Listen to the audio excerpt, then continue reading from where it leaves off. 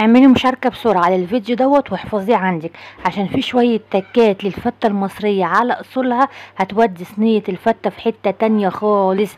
وتعالي بقى نشوف الجمال ده اتعمل ازاي.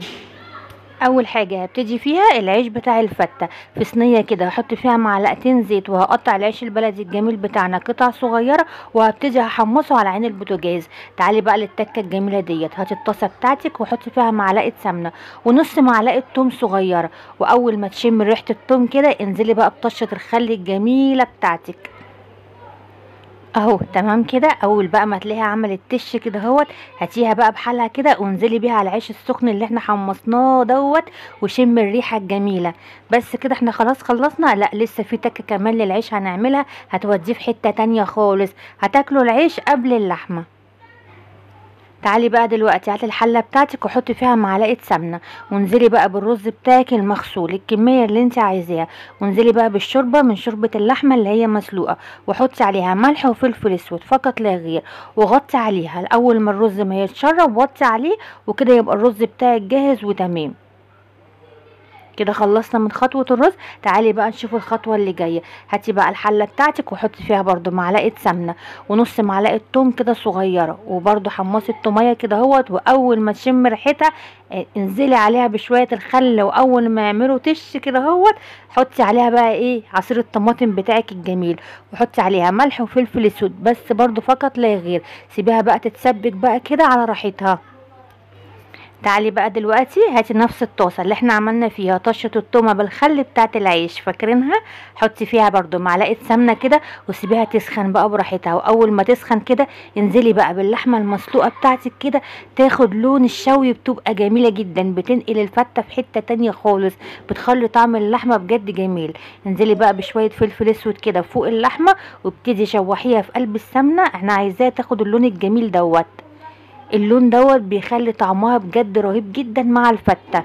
كده تمام. خطوة اللحمة كده خلصت هي كمان. تعالي بقى للخطوة اللي بعدها. تعالي بقى للتكة التانية بتاعت العيش اللي احنا حمصناه. دلوقتي بقى الصلصة بتاعتنا اتسبكت وبقت تمام. انزلي بقى بمعلقة كده صلصة على العيش دوت، يا جماله هتنقل العيش في حتة تانية خالص. كده بقى تكات الفتة بتاعتي خلصت؟ لا طبعا لسه ما خلصتش، استنوا بس عليا وشوفوا بقيه التكات بتاعتنا. هاتي بقى السرفيس بتاعك وحطي فيه الرز بتاعك المفلفل الجميل ده بعد ما استوى، وافرديه كده، وانزلي بقى عليه بالعيش المحمص اللي احنا حمصناه بالخل والثوم ومعلقه الصلصه ديت، اللي هو ريحته بجد جايبه اخر الشقه، رهيب رهيب بجد يا جماله. انزلي عليه بقى بكبشتين كده من الشوربه، من شوربه اللحمه المسلوقه. يبقى احنا كده العيش بتاعنا ما حطيناش عليه شوربه خالص، دي لسه اول مره نحط عليه كبشتين شوربه بس، هم دول اللي احنا حطيناهم. هاتي بقى بقيه الرز بتاعك وحطيه كده فوق الوش بنفس الطريقه دي كده بالظبط، وافرديه. الصلصه بتاعتنا بقى ام خل وتوم اتسبكت وبقت حمرا وجميله، انزلي بيها كده اهوت فوق صينيه الفته، يا جماله. كده التكات خلصت؟ لا، دي احلى تكه بقى.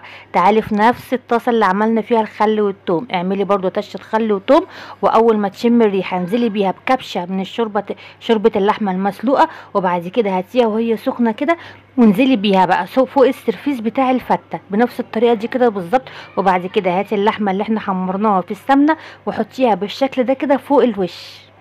عايزه اقولك بقى ان انت هتاكلي صينيه فته مصريه على اصولها جنان، الطعم رهيب. عايزه اقولك ان العيش هتاكليه قبل اللحمه، العيش بجد طعمه حلو جدا بالتكات اللي احنا عملناها ديت. ما تنسيش بقى تحط لايك للفيديو ونورينا بالاشتراك في القناه، وانتظر الفيديو اللي جاي ان شاء الله. من بواقي اللحمه عملنا احلى سندوتشات شاورما.